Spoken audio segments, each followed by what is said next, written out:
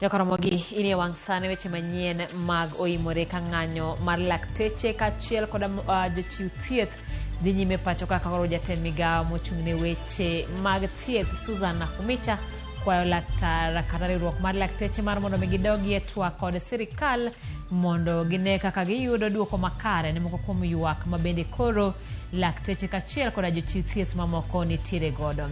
Bende sirikal koro wacho ni nonro ewi mbolea mabandia koro rumo ka bende koro moko kuom kembe moyude koda ketho mar uso mbolea mabandia ne jopur koro ibiro chiwnegi okum ka bende koro moko kuom jotelo pod medo kaso yie mar mondo mi jogo mano uso ne jopur mbolea mabandia mar mondo mi okawnegi okang' mager mar chik. Ka bende koro siasa mag ODM pod medo tedore ni to bende nitiere fuok e duond burano ponono ni ogae mar duond burano Raila Odinga koro biro yudo lemo mar bedo kaka jakom mar Africa Union Commission. Warangane moko kuom weche mawamiyo pek Ramogi. I'm calling upon the doctors to come on the negotiating table so that we finish, because in all this we must find a solution. Jatend migawo mar thieth Susan Nakumicha kwayo lakteche mondo odogi e mesa mar twak e sama ng'anyo mar lakteche donjo odiechienge mar 23. Migawo mar pur oketo kum ne kambi maloso mbolea mar Kel Chemicals tok nonro yude gi ketho mar loso kendo uso mbolea mabandia ne jopur. Piny owacho chungo lesende kembe 24 maloso math kidwaro gichop dwaro duto ma piny owacho noketo.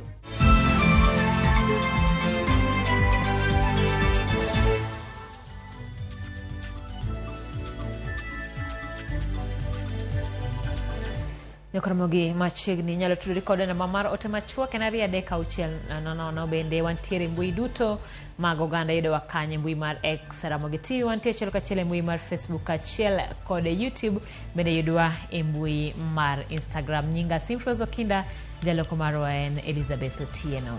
Kawachako en odiochienge mar 23 kawuono riwruoge mag jochiw thieth mopogore opogore podo ni ni gibiro dhi nyime gi ng'anyo nyaka piny owacho winji wagi. Ng'anyo mar riwruok mar KMPDU odonjo odiochienge mar 23, mano mar Kuko odonjo odiochienge mar 5, kamano mar riwruok mar Kenya National Union of Medical Laboratory Officers odonjo odiochienge mar 5 kawuono. Jatend migawo mar weche thieth Susan Nakumicha korka kwa riwruoge mag lakteche mondo chak orom kendo mondo gichop e winjruok komedo ni thoth dwaro mane riwruoge go dwaro ni mondo piny owacho dhi koro otim koro sani dhi karumo.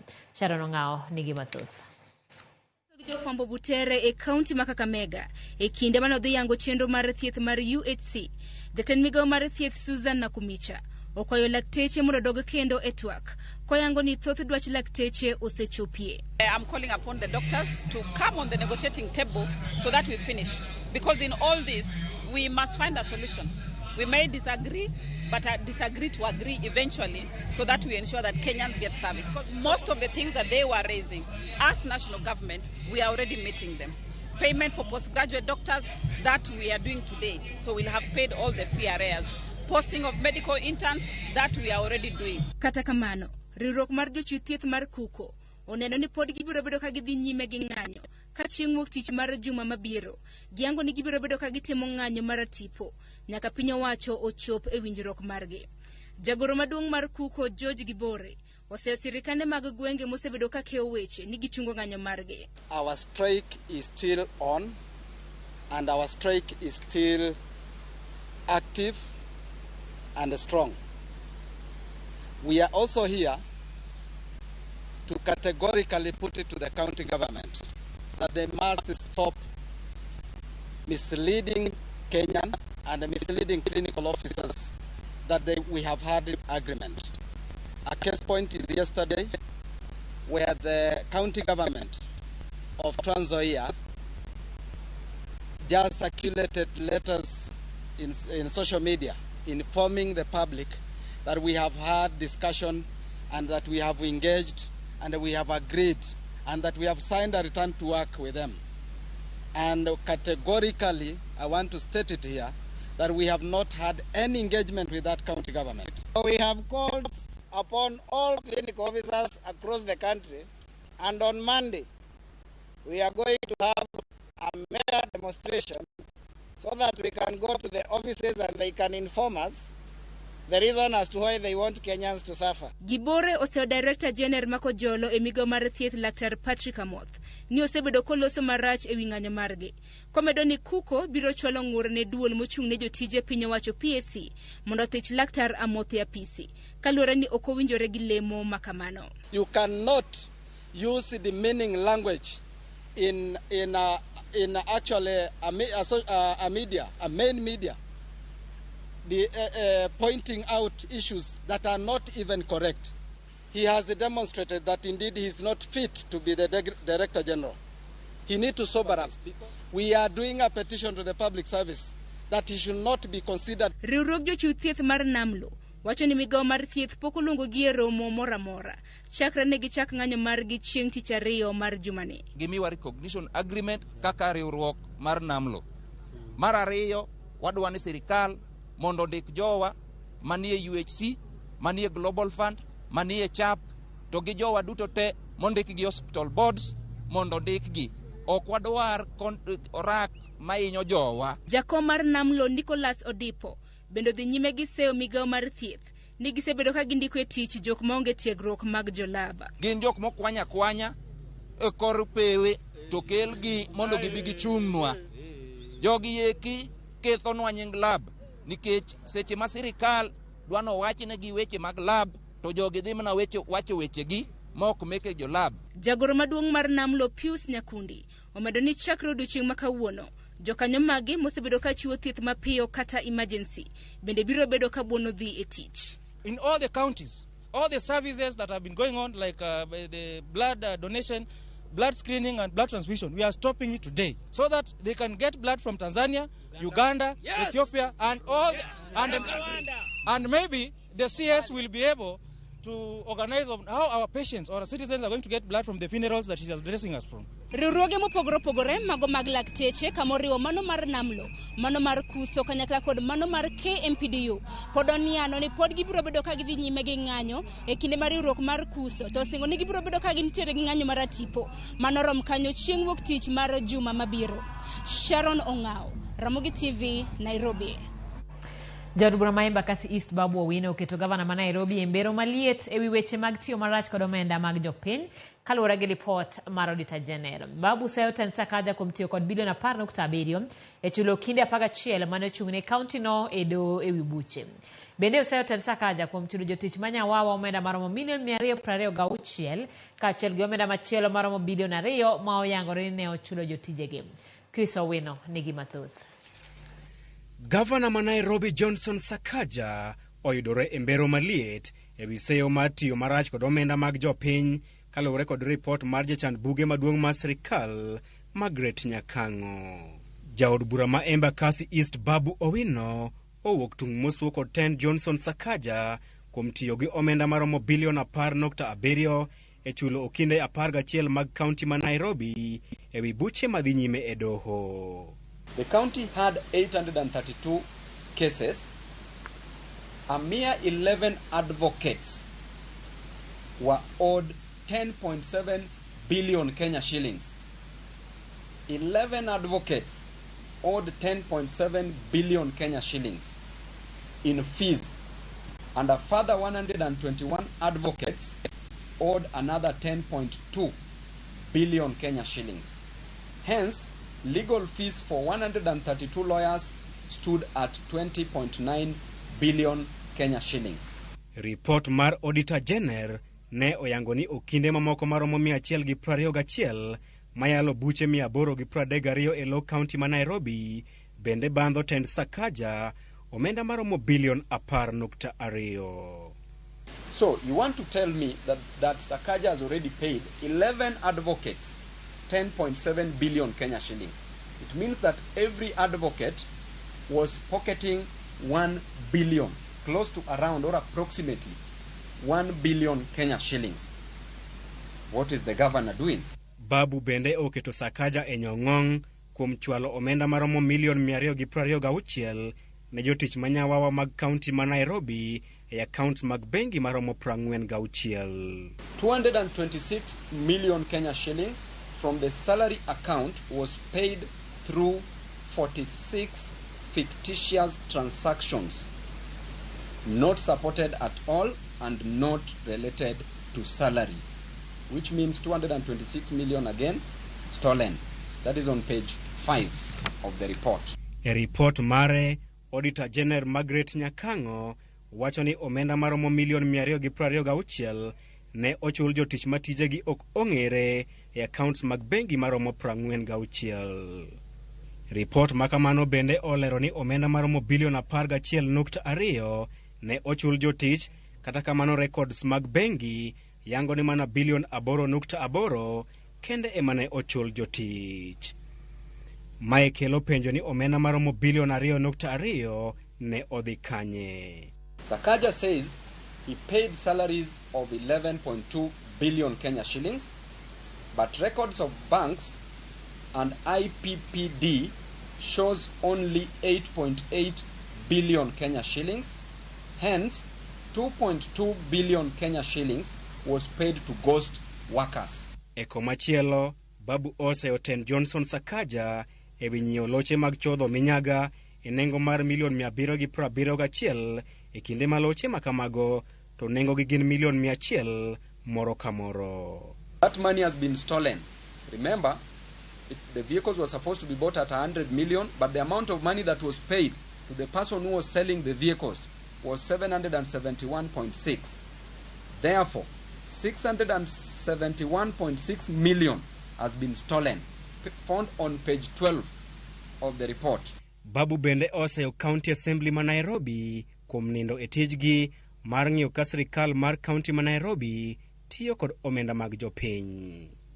Ne omedo wacho ni kaluwore kod report mar Auditor General, Governor Sakaja onego bed ni itero pacho kuom tiyo marach kod omenda mag jopiny. The MCAs are disappointing Nairobians and Kenyans because money meant for development. This money should go to different wards. What the MCAs are not realizing.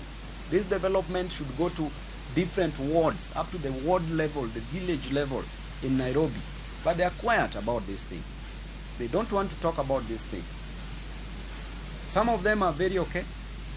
Some of them have been pocketed.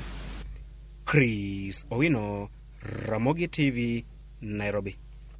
Cheno mar goyo kogno jombete mogwel odonjo odiochieng' mar 2 kawuono kama komiti mar od bura mochung' ne weche ma oko odayo dho ji 4. Jaod bura machon Manyien Fred Outa mageno dhi mbete mar Kenya e piny Egypt ochopo nyim kweth mar Nelson Koech kendo singo mar tiyo gi lony mare e wi weche mag pinje ma oko e telo ne mbete mar Kenya boma ma Cairo. Outa pako jatend piny William Ruto kuom bedo gi yie kuome ka osingo mar tiyo gi lony mare e bedo tudruok e kind Nairobi kod Cairo. Mamoko ma bende odadho gi kawuono gin Peter Njiru madhi e piny Pakistan, Gire Ann Nanguli mar piny Senegal, Timothy Kaluma madhi e piny Algeria kod Christopher Langat madhi telo ne mbetre mar Kenya e piny Ivory Coast. Cheno makamano dhi nyime juma manyien. No, I can just help. The Bible actually says... I want to also thank the appointing authority for even have thought to consider me of all these Kenyans. There are so many people who are even better than me who could be there. But and Chair, to be an ambassador means that you represent the presidency, and for the authority to give you that opportunity, there is something. So that's why I said, if approved, I would want to pursue this new career and serve my nation abroad. I'll make sure that the Chamber of Commerce from Kenya and the equivalent body from that particular place, I will manage to make sure that I conduct a conference for them so that they discuss and see the avenues that will enable me to take a potential benefit of improving our trade relationship with them. Piny wacho lando tieko timo nonro e wi kembe ma uso math pacho ka kendo puodho mana kembe 2 kende kuom kembe 29 ma nyuo kuong' e pacho ka. Kembe modong 24 to chung lesen mag gi nyaka gichop dwaro mane sirikal oketo. Millicent Adhiambo miyo waler mathoth. Tarik 6 dwe mar adek higani, piny owacho ne ogolo chike 25 mane ibiro tigodo e chenro mar duoko chien nyuo kong'o pacho ka, kamoting'o chungo lesen mag kembe nyuo kong'o mane ibiyud kadhi ataro mar chike. Nonro makamano ne otim kod bede migawo mag piny owacho 8 mochung' ne kedo kod weche kuong' kod yedhe mamero ji kamoting'o nakada, KEBS, KRA e kind mamoko. Duoko mar nonro no oyango ni kembe 2 kende kuom kembe 29 ema osechopo dwach piny owacho, gin kembe mag Kenya Nut Company Limited kod kambi mar UDV. To kembe 3 kuom kembego magin kambi mar Kenya Wine Agencies Limited, kambi mar Savannah Brands to kod kambi mar Patella Distillers bende nyalo biro nyuo kong'o tok chopo chike moko matin mopogore kotenore kod chike matao nyuoyo kuong'. Ondamo makama oweyo kembe nyuoyo kong'o 24 ka lesen magi ochungi kendo migi ndalo 21 kochakore tarik 8 dweni mondo gibi gichop gigo manonro dwaro kolure gi chik. Kamoko kuom kembego oting'o Two Cousins Distillers, Zenkong K Limited, Agrochemicals and Food Processing Company, Africa Spirit Limited, Keroche Breweries kod Mambo Leo Distillers. Milome moting'o chike makembe 24 go orocho kod gigo midwaro gi godo ibiro chwalnegi chieng' wuok tich juma manyien kod jagoro mongirore e migawo mar arita. The measures are irreversible and non-negotiable because of national security interest. Some of you are telling us, oh, you want to go to court, I don't know, you want to go somewhere. It's okay. Court is okay, but the decisions are irreversible. Magi timore seche ma kwan kuong' moko puodhi ma osema kod piny owacho osechopo lita 1.5 e thuolo mar dwe achiel kende nyaka ne chaka pedha ne kong'o makamago pacho ka. Millicent Adhiambo, Ramogi TV. Migawo mar pur olando ni gisetieko timo nonro ne mbolea duto ma nengogi oyweyo michiwo ne jopur kendo yango ni mbolea duto ma ichiwo ochopo e rang'iny madwarore.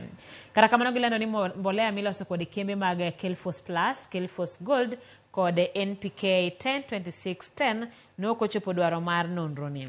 Mayo mako mbolea mag Kel Chemicals manochwale kind tarik 5 nyaka tarik 10 mar dwe mokalo. Kalore kod duoko mochiw kod KEBS, piny owacho koro chungo loso kendo uso mbolea mag Kel Chemicals kendo mwandu gi duto manie board mag NCPB ochungo uso. Migawo no onyiso jopur manigi mbolea makama owek tiyo kodgi kendo gilim apise mag NCPB mani machiegni kodgi eka giyud kony. Kaka yo mar rito ratich jopur, KEBS okawo okang' mar chik ne kambi mar Kel Chemicals e wi pogo mbolea go ne oganda.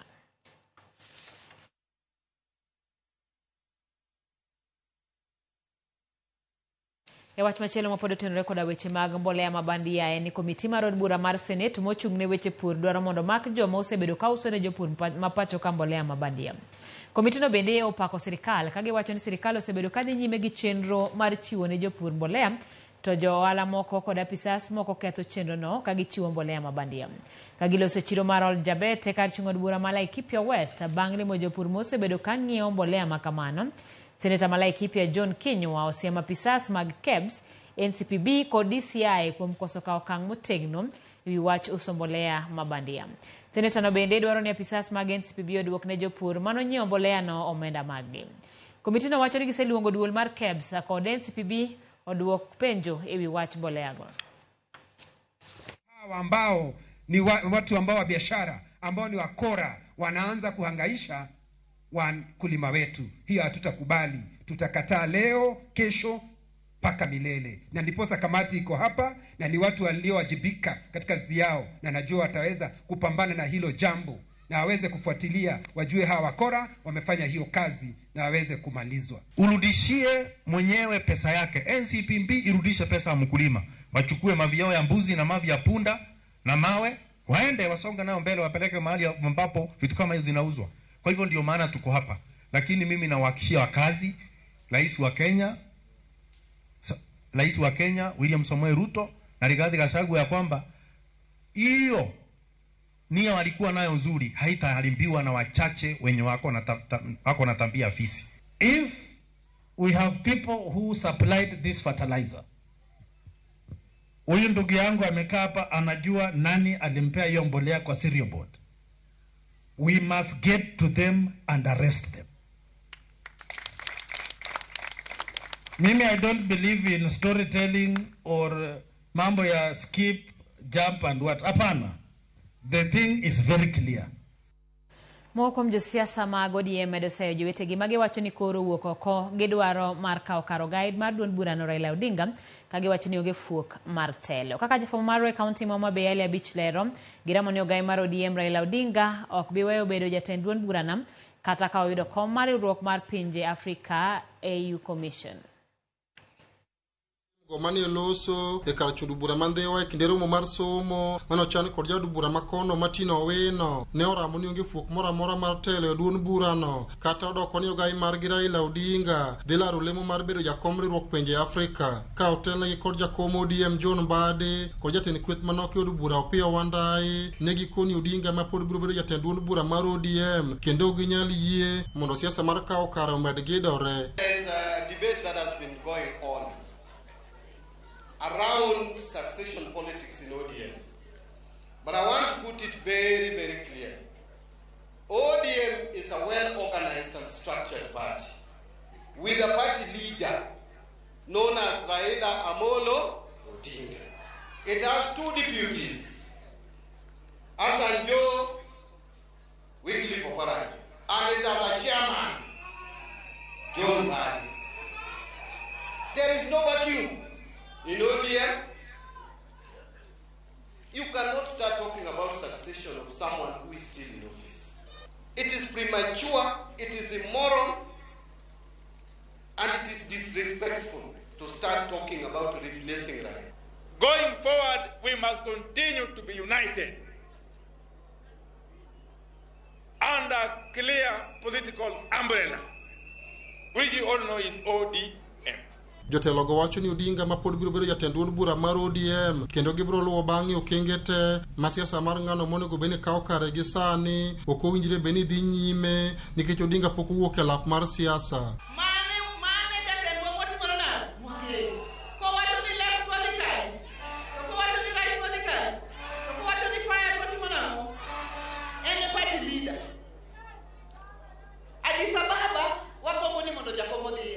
Addis Ababa is 2 hours away. Kaja kumone no Nairobi, onyalo chamo lunch Addis Ababa. Mo cham dinner Kisumu. Mo duogo lemu andi wakago ki. There is no vacuum or vacancy on this issue of party leader. Telo noganda okier. Iyiero mana mbunge, iyiero mana officials mag party, lakini telo noganda okier. Jaramogi ng'ama noyiero. Hello? Masinde Muliro ng'ama noyiero. Raila ng'ama noyiero. Emomiyo want to put one cap. Awinjo ka jomoko wacho ni Raila koro dhi Addis Ababa ni jo ODM koro diwo ni ng'ama bomako badgi onge. Ne gikone johera mag duond bura mar ODM e counties makaluo mondo riwre kanyakla kendo gichung' motegno e tok Odinga makigiyie mondo pogruok moko bede kindege. I can see people in orange. This is the time to protect the whole. This is the time for us to be all members. And so that whenever Baba comes back, the home is strong. And he can slaughter any bull he wants or build any home he wants. Alia Beach, RamogiTV, Homa Bay.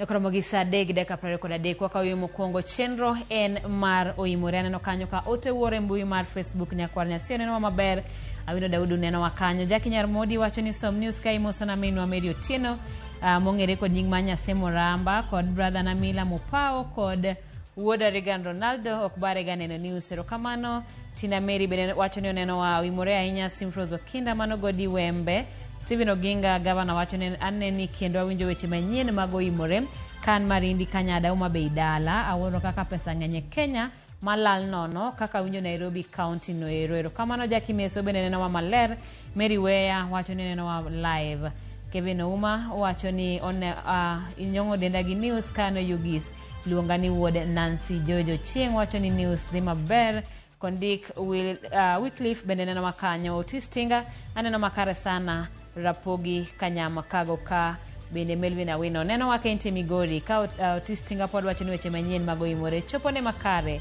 kanyamkago. Kik idhi mabor. Ramogi TV pod iko ni weche manyien.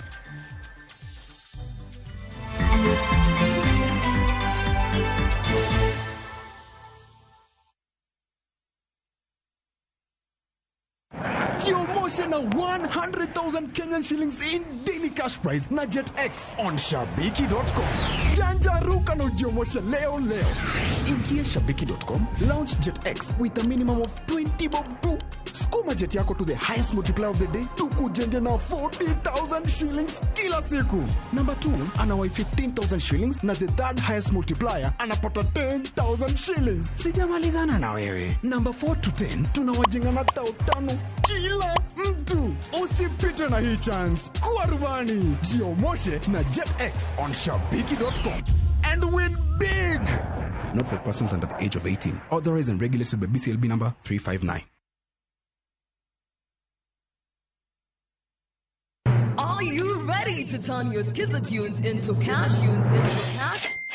Dial *487*3#. Choose your favorite Skizza-tune, confirm, and enter to win big.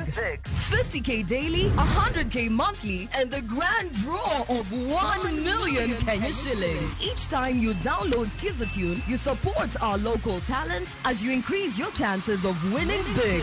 All SMS alerts are from Skizza Citizen, and lucky winners will be contacted from 0709 767 000. Skizza-tune, Skizza Chapa. Terms and conditions apply.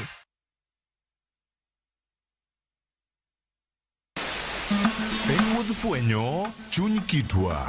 Ang'o miyo yie ni chako mana mine? Dak ne chako yie chuo. Yie ni chako mine nikech mine ma pito. Ng'e sigana kod kido manyiso ber kod mit piny. Ike jaduong' manokwongo kama niluongo jaduong' Ngeso Kosanjo. Kaluwore kaka kidi ma jaduong' ohero kaka chiege maduong'. Kidi jaduong' ni Kit Mikai. Kendo rom kod jorit kitwa. Mondo ne en dero mar jaduong' madhaka mora ok dhiye. Piny mamako dhogi. Kamaru biro to maru to e dala. Iyiecho ne tiel. Omake amaka kama anyawana adhiadhia kinywana limi. Riwri kod Rabala Kwasi owadgi Rajabu. Kendo koro jonam grech en duoko rech manise ng'iewo. E 111. Ngeso ka ngeso, saa 1:45 otieno. Mane Ramogi TV.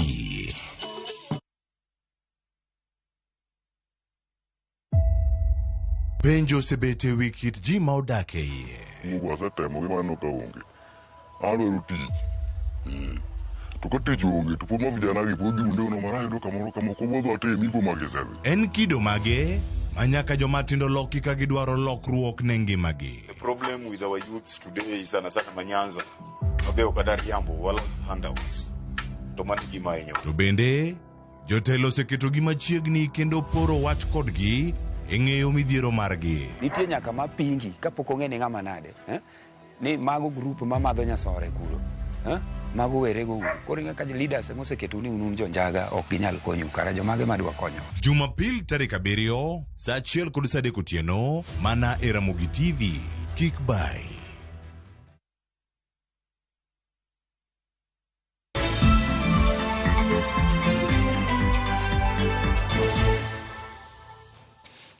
Machiegni kendo nyaka Ramogi ka wadhi nyime ni anyuola moro mawuok e gweng' mar Moromba e sub county Mamanga e county ma Nyamira ywago ratichgi tok nyathigi ma jahigni 13 roch ratiche kod jal moro ma hike ni e diere kendo nyuolo kode nyathi.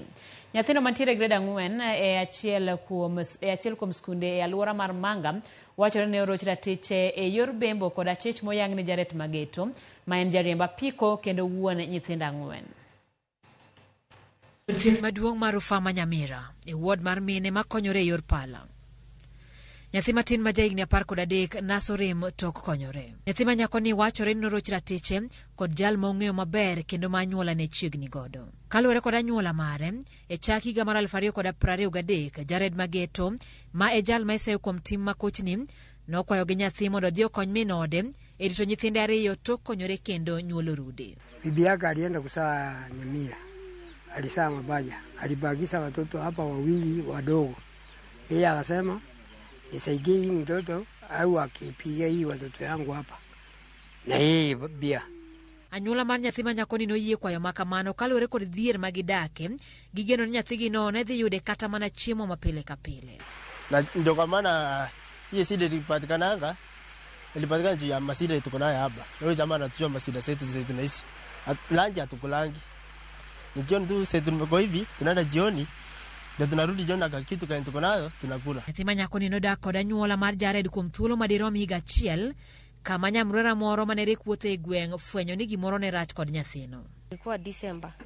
Ndio wakati nilikuja hapa nikiregister, ndio nikapata huyo mtoto hayuko sawa. Nikauliza mamake akasema ajui kama ako na mimba. After chief alikuwa ameconfirm pia, akanituma hapa. Nikakuja nikaenda nikapata mtoto ameenda shuleni. Nikaongea na mama yake akakataa mtoto hayuko ana mimba. Nikaenda shuleni nikapata mwalimu tukaongea na wao. Hata wao walikuwa wamesuspect. Nikampeleka kwa facility. Akapimwa, mimba ikaonekana ako pregnant positive. Wakati alimtia mimba akamfugusa. Alimwambia kwenu sio mbali. Ni hapo upande gari hata bibi upande. Mtoto yangu ana miaka 13 na alikuwa anasoma standard 4 Murumba na alikuwa anatoka hapo tu anaenda shule. Anyuola ni lero ni tok fwenyo ni nyathini yach kendo go lipot ka obila. Kanye mana chicho ringo odare gweng' nyaka sani poko winj ndache. Serikali itafute huyo kijana na serikali tusaidie kidogo sababu hatujiwezi vizuri. Hiyo ndio maneno yangu. Tunahitaji msaada jamani, tunahitaji msaada sana. Sababu unaona hiyo mtoto ni mdogo, amefanyiwa operation na amepata mtoto. Kumulea na kwa shida, tutalea msasi, tutalea mtoto. Anyuola ni koro manyo ratiro no nyathigi kagilero ni dweche adek nyaka ne gigo lipot. Onge duoko moro amora ma giseyudo ewi burano. Ufika kwa ofisi, akaenda akauliza statement iliandikwa Januari huko. Na hii askari alikuwa huko akafanya file hii akamwambia ya Januari hakuna hapa. Sasa tukatoka tukakuja kwa OCS. OCS akaniambia kwenda andika statement pale kwa nyumba nyingine kando ya ofisi pale. Ni subjibu aliuliza hiyo. Akaambiwa hiyo nini ya Januari hakuna. Ndio sababu sasa tukatoka. Kaenda kuandika nyingine. Ne waromo kod moko kuom joma ne tiyo kod Jared malero ni gibuok ewi wachni ka giwacho ni ging'eyo Jared kaka jatich matek kendo ng'ama kited ber. Hii kitendo ndio hata sisi kimetuudi sana. Sasa kitu mimi nataka niambie serikali ichunguze, akipatikana kama ametenda hiyo kitendo achukuliwe hatua, kama hakufanya na ipate sheria iko. Ni mtoto wa shule na ni mtoto mchanga sana, lakini vile tunavyoenda hewani saa hii imesemekana mtoto amesaa mtoto, ni mtoto amesaa mtoto. So hii area ni kama tunaona vibaya sana na hiyo kitendo tunaikemea. Watoto waheshimiwe. Temo manyo CPD maste sendo bila masengera no gore Luanda toko so yudete sendo bila no. Simu bende okomako. County Commander to ne oduoko wa mana ir OCPD. Wagano ni anyuola no biro yudo ratech gi nyathi matin no. Jokanya sekta mar somo sub county Masuna West dwaro mondo piny owacho keto omenda ma oromo e jolo somo mar CBC kendo nywand pacho ganda duto eneno ni somo ni oketi e time yo makare. Ne giwuoye kinde romo mar somo mane obagi kod jaod bura Masuna West Peter Masara. E romo ni maso mane obagi e katiegruok no ma jopuonj kata migoi TTC mane okelo jokanya sekta mar somo penjo ne thoth malo duoko e wi somo no ma CBC. Wawuoro ni nyithindo manyowango e klas grade 7 sani koro gine grade 8 kendo higa manyien gidhi e grade 9 to kwane progress maber matimore. Nyithindo gi kokwa tang to wabro waste gi. Kawa wuoyo sani 2026 wag expect ni nyithindo gi bro donje senior secondary school. Jopuonj mag senior secondary schools poko chak tiegi e weche mag CBC nyaka sani. En ang'o ma serikal rito? Wa waste gi grade 8 wachak wadhi waste gi ka gige senior secondary. Omiyo thothne iyudo ka onge enough stakeholder involvement. Iwedo mana ni policy oselosi, idudwa mono oriembe kama, oring kama, emomiyo wan gi challenges makoro wantie oge.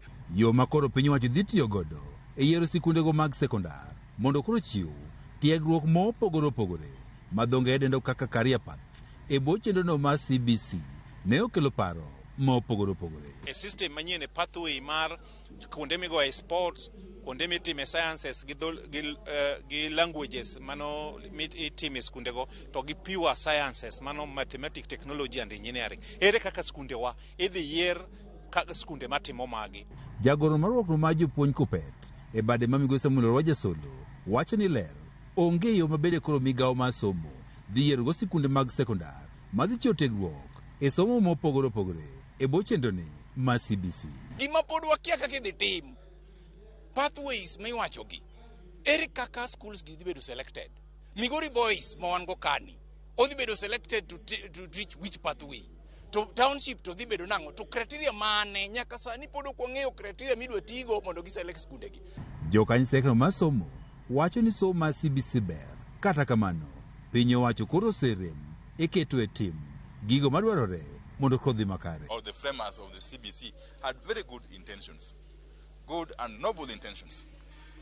But, the elephant in the room is the implementation, which has basically failed, if you ask me, my honest opinion. And therefore we need a rethink, total rethink. Jako marwakno mar jopuonj Kupet e bade ma Migori Henry Otunga wacho nok mar jopuonj e junior secondary pod thiro somo mar CBC. Jopuonj ma manage nyithindogi, especially a junior secondary school, kanyo makoro nitie challenge maduong' kabisa. Nikech yudo ka japuonj moro gitine school, sani yudo ka school moro nitie kata mana japuonj achiel kata ariyo. Jogi osomo mana gik moko subjects ariyo kata adek ema gisomo kende. To wan gi learning areas mang'eny. Miyudo ka japuonj samoro ok en competent ahinya e learning area midwa mondo timno.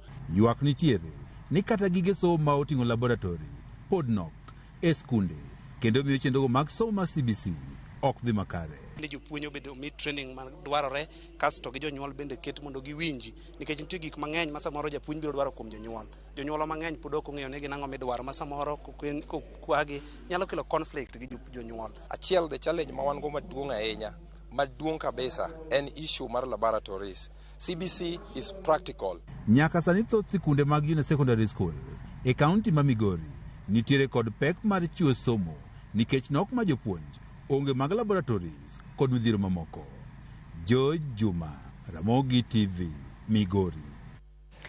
Erokamano ahinya George Juma. Kawadhi nyime en ni skund primar ma Joyland Special manitiere Kisumu oyudo sir mag chiemo kod gige somo ma hewo silings 450 kowuok kuom kambi mar Kenya Post Authority. Giyango ni ma en achiel kuom yo mar duoko lwedo ne jopiny mosebedo ka sirogi. Tielo ma gichako godo motelo ne tuke mag golf ma gibiro bago kata ma gibago ga higa ka higa e chak dwe mar Ang'wen pacho ka. Jatend skund opoyo sir ma kamano kamokoyo mondo giyud sir mar gero skund no masani okoni okethore mokalo. Wach mano sir kod jokanye bad migawo mar somo e boma ma Kisumu.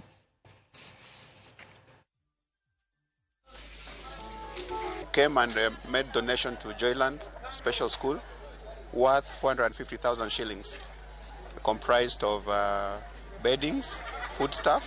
This is part of the initiative we make when we have golf-sponsored tournament to come and appreciate our customers in the region. As a rider to that, we also come and identify special cases like this school. And the CSI, we focus on education and mostly health. So it's an annual thing, yes. These are learners with special needs. They require a balanced diet, and because we have had challenges in this area, they have helped a very big deal. On behalf of the County Director of Education Kisumu, and therefore the Government of Kenya, to say a big thank you to Kenya Post Authority for reaching out to the vulnerable, the child who is always left behind. And we want to call upon you. You have seen the school. The school is in need of infrastructure. So we want to call upon you to continue with a good heart. And our doors will be open all the time. Baada piny owacho mochung' ne koro weche mag kor lwasi midendo ni Kenya Meteorological Department okoni koth mapek igeno ni biro chwe pacho ka chakre dwe mar 4 nyaka dwe mar 6. Jatatije bad migaono David Kikungu mane loso Mombasa wacho ni ma onego bed siem ne jogo modak kuonde ma pio ula thoro muomo mondo bed motang' ne kodno manyalo kelo midhiere kuonde mopogore pacho ka.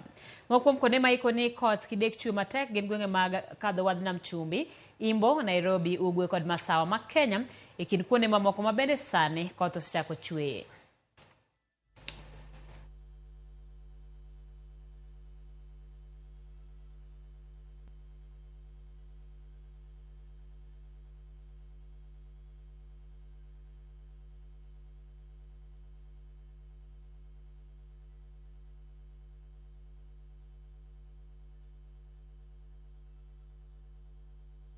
Utabiri unaonyesha kwamba mvua itakuwa kwa wingi na ipate pia kuendelea mpaka kati ya mwezi wa Juni upande wa magharibi na pia upande wa pwani. Kuna sehemu zingine kunakuwa na mmomonyoko wa ardhi, kunakuwa na landslides. Tumeona kwingine hata mimea kama sijui kama mliona ile ilikuwa nini majani chai inapelekwa ungefikiri ni boat kubwa.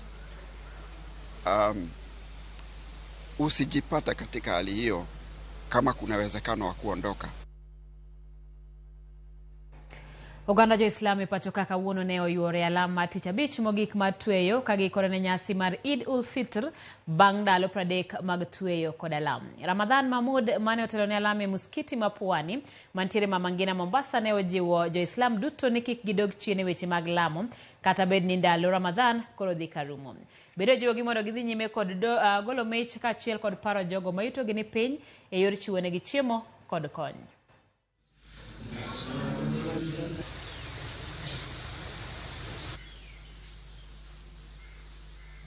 Wabaki na misimamo yao waliokuwa nayo katika mwezi mtukufu Ramadhani, hasa vijana waweze kudhibitiwa vizuri na viongozi wao, wazazi na kiongozi yote wadhibiti wavulana na wasichana kuwa wasiharibike baada ya mwezi mtukufu Ramadhani, kwa sababu katika mwezi mtukufu Ramadhani tumeona wamekuwa ni wazuri, wamekuwa wanafanya ibada, walikuwa wanajifunika, wanavaa vizuri. So naomba hii iendelee kwa sababu hiyo ndio malengo ya Uislamu, watu wakae na nidhamu nzuri. Inshallah tuomba Mungu atujalie tuimalize salama salimini, japokuwa kulikuwa na changamoto kadhaa kwa sababu Ramadhani mara hii ilikuwa na jua kali, lakini yote ni neema yake Mwenyezi Mungu. Hii ni Jumaa ya mwisho. Muhimu sana wa Ramadhani ni kwamba tuwakumbuke wenzetu wenye njaa, na sio Muislamu wala Mkristo, ni binadamu wote na mnyama wote ambao Mwenyezi Mungu ameumba. Kwa hiyo Ramadhani ni kufunga njaa. Kwa hivyo mimi nawasihi Waislamu na waomba Waislamu tuendelee na roho hii ya ukarimu, tuwasaidie maskini. Kwa hivyo ibada ziendelee, ule wema uendelee, ukarimu uendelee. Kama ni sadaka pia kulisha maskini na kusaidia watu pia endelee. Jakomari Rokmar Wegbache kod kuonde yue mung'ere kaka Perak Michael Mudhomi okwayo sirkal mondo migilere wi chike mokete chenro mar kedo kod kuong' ma ok opuodhi. Kagiloso gi jofwambo kawuono, Mudhomi wacho ni chik sirkal mar loro bache mondo gitim nonro mar kuonde mitimo hand kuong' ma ok opuodhi osebedo ka kelo negi lal. Jakomno bende kwayo sirkal mondo nyisi kaka chenro mar nono bache go dhi nyime. Ewi mano gidwaro sirkal mondo luw chik mano gol gi doho mar yawo bache go nikech e counties moko obila osebedo ka chamo asoya mondo giyaw bache kod kuonde yueyo.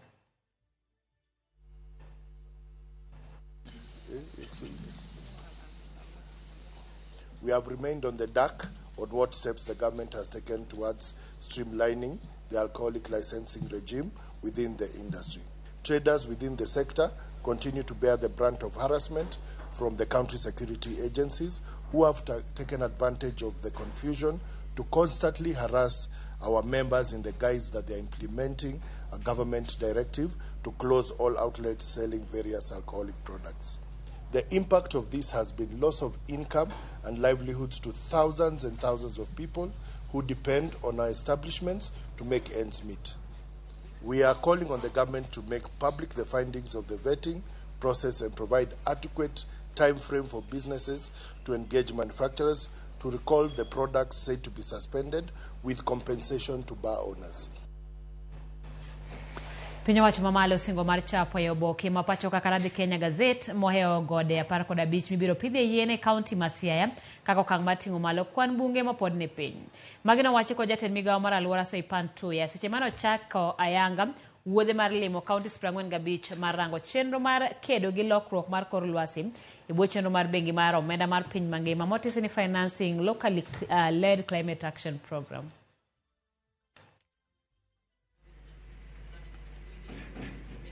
Siaya, in terms of tree cover or forest cover, we're not doing very well, but with the assurances that I've gotten from the Cabinet Secretary and with the commitment of the county government and our people, I think we can turn it around.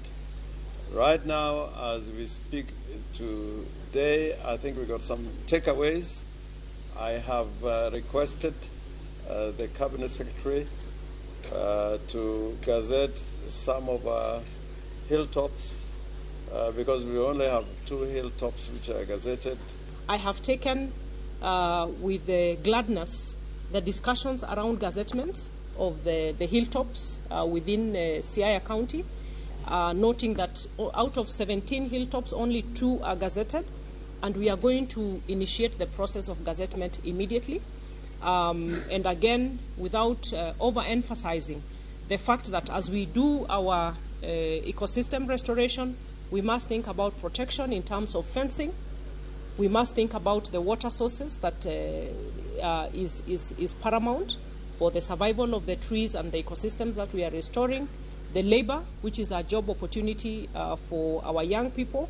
And lastly, the reporting.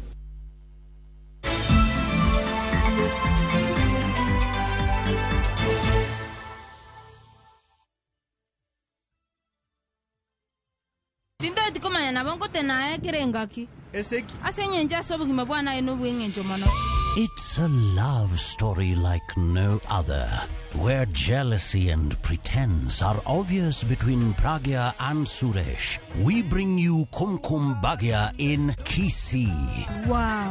Watch the drama unfold as Pragya is set to marry another man.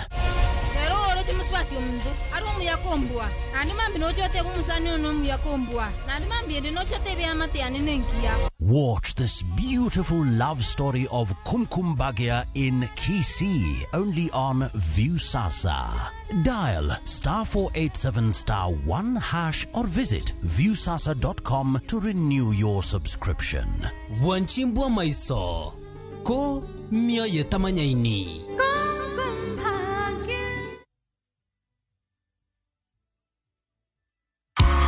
Well, Santos Glorious PD Sagon. Osebedo kinde balach nyakwa Ramogi. Ramogi FM nie boma. Romo peke ndo sepange in style. Geso tarika ucheldo mara ngweni gari ndiko chakore sario mara ukinyi nyaka sao chiko mamidhiambo. Waromo Ruma Grounds. Kama the king of Ohangla Emma Jalamo dhike to stage piny. Gingolo mamoro bang moro nyaka giko. Tokocho putie no. Ramogi FM kureka mako rekoda Ramogi Ohangla Rumba Band. Enyasi mapek mar safari ya muziki album launch mar the king of Ohangla Emma Jalamo nyaka che.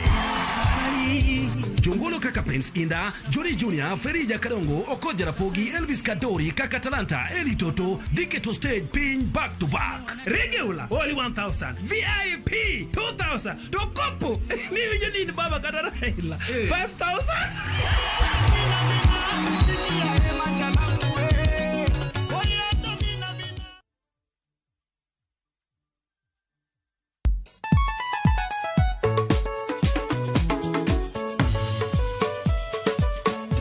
Teacher Beach, Hocha Kore, Samuel, what kilo Ningoma, Mobedo Pink Design Makare.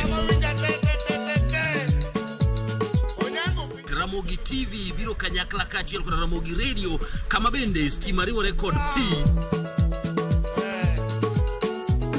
Yawanja Untie, Kikubed Mabori from Gajan Kichkai, Ekumi Yodogi, Mamit Kabisa, a Ramogi night.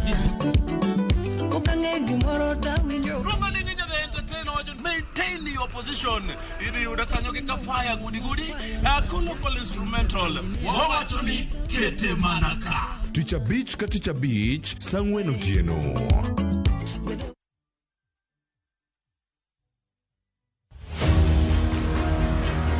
E piny maera onge tong', nyadendi moro ne paro ni oyudo mor mabiro siko nyaka chieng'. Amba mor, erokamano kuom mor.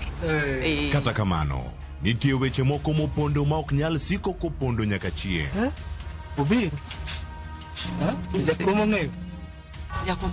Makruok biro bedo e bwo tem, kendo chuny ji biro nyosore. Ber akinyi, ok inyal dala ni biro ketho na ngimana. Ma sigand hera, wuond kod chiwruok.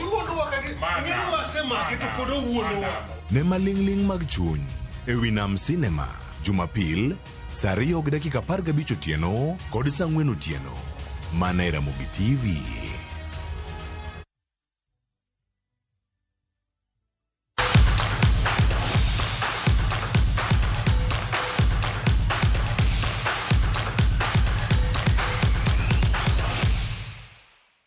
Machiegni mesomar weche mag tuke yuwe gi nyiri kata yawuoyi gi aboro mag nyiri biro rakore finals mag Safaricom chapa dimba mibiro bagi kind tarik 11 gi 14 dweni e alap ma Jomo Kenyatta Stadium kaachiel gi mano Moi Stadium kaunti ma Kisumu.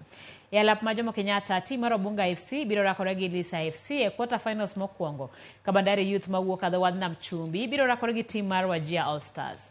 Pas biro tugo gi Dandora Young Kings kae Bwalin FC biro rakore gi Chuka University Scorpions. E kidieny mag nyiri Plateau Queens mawuok Nyakach biro rakore gi Changamwe Ladies ka Brenda Girls biro tugo kod Sio Munyu Secondary. Dagoretti Mix biro pango pira gi Wiyeta kapok Barcelona Ladies tugo gi Wajir Queens. Bang' tielo mar mag quarter finals rumo, tielo mag nus finals duto ibiro bagi alap ma Jomo Kenyatta. Who do we have? Who are lucky? Barcelona Ladies.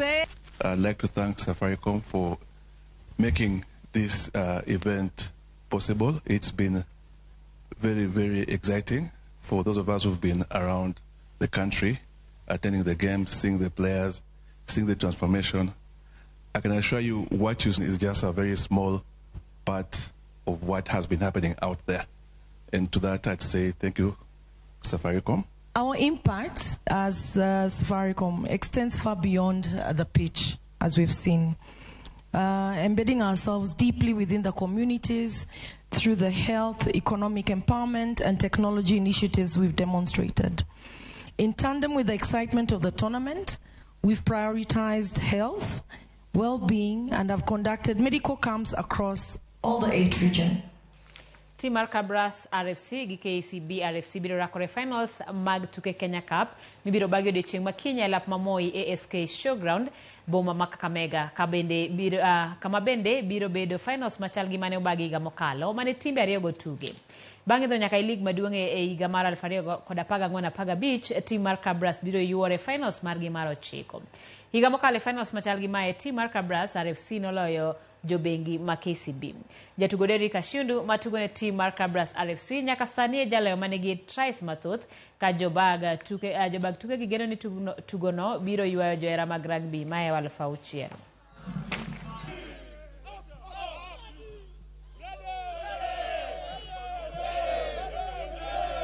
It's going to be a very, very interesting one because both sides are very hungry for this particular game. And I think for us as Cabras, it just continues the plan that we've had, because at the beginning of the season, it was the ultimate plan. We have never planned to only reach the final. We've always planned to win the final. Tuke mag golf moser gi bengi mar NCBA ochomo gwenge mag Hoho mar Okak ma Eldoret Golf Club biro bago tielo mar 3 mag tukegi. Tukego ywayo jotugo maromo 100 kowuok e gwenge mag Eldoret, Kitale, Nandi, Nakuru gi Nairobi ka duto biro laro tieko thuolo mokwongo mabiro miyo joloch thuolo mar donjo e finals. Tielo ma Eldoret biro tok alap ma Nakuru Golf Club bago tielo mar 2 kama jatugo John Buru nobedo jaloch kidieny mar yawuoyi. E kidieny mar Wakeini, Emma Pennington nobedo jaloch.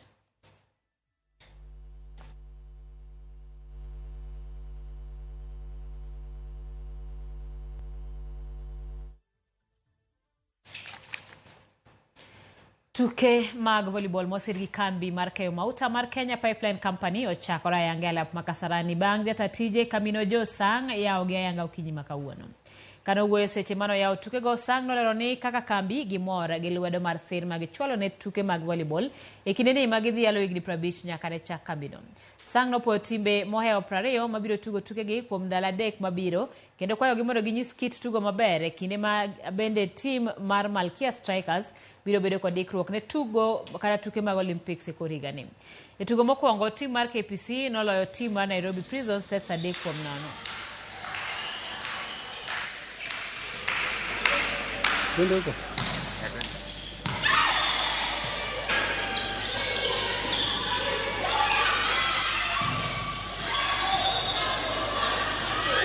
The reason why we sponsor is we want to support sports in the country.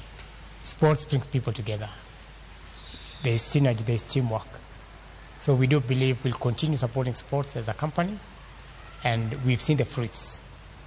Our name out there is very big because of sports. At this specific juncture, we'd like to call upon corporates of goodwill to come forward and support our Malkia Strikers who are preparing to go to the Olympics so that they can be ready and go there not only just to make an appearance, but to make a lasting impression. They already made strides after the training in Brazil and Serbia. They were able to move up 4 places, and for the first time during the last World Championships, Kenya ended up number 18.